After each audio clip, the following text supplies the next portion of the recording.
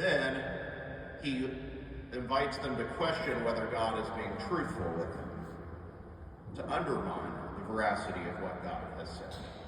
And then third of all, to tempt them to choose something from the lust of the eyes, the heart, their desire, to take, and ultimately of pride, to seek to be God themselves.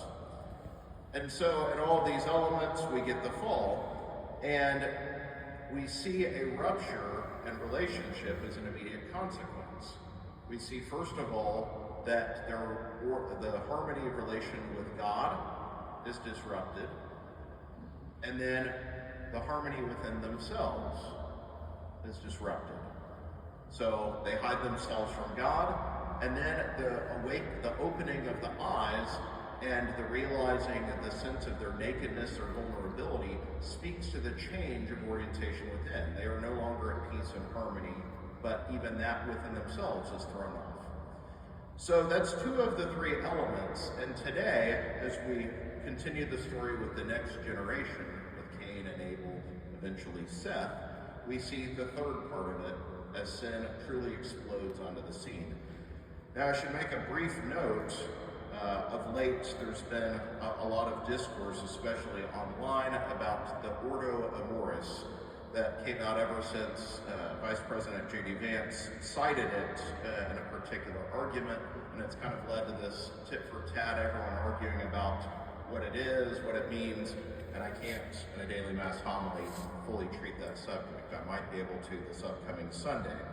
But a really rudimentary understanding of this Ordo Amoris, particularly in the thoughts of St. Augustine, St. Thomas Aquinas, was always the order in which charity, of which true love, is realized in the way it radiates forth.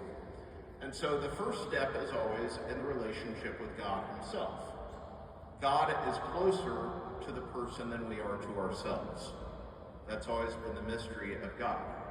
He's closer to our heart than we are to ourselves. He knows us better than we know ourselves. We've seen this already broken in the fall in the garden. The next is the love for self. And this isn't a selfish love or an egoism. This is the realization in the light of the love of God, of our inherent dignity, of our worth in the sight of God.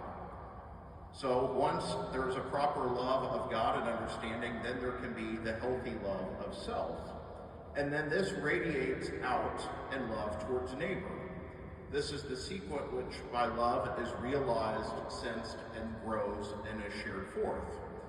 So today we see with Cain and Abel that the consequence of the rupture of the relationship with God has continued, and Cain is jealous because Abel is appreciated differently. And I hope as we go on this week can revisit a little bit what's different between Cain and Abel. Why does God smile on one more than the other and is offering more?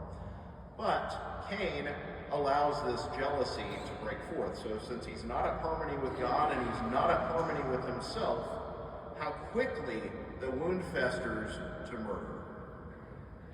Now that may seem like an extreme jump, but the envy that comes first. He's envious of Abel, he wants what he has, and God warns him. Sin is lurking at the door. You can be its master, you can check it. Not so for Cain, and not so for so many of us. Instead, it goes to that last consequence. There is no charity for neighbor.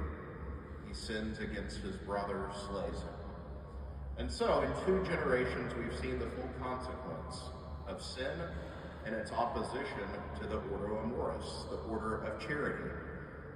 Harmony of love is now completely disrupted on the human scene. And now we must continue, as we go on in Genesis, to look at the consequences of this, and in the Gospel, to pray about how God has come to set things back in order.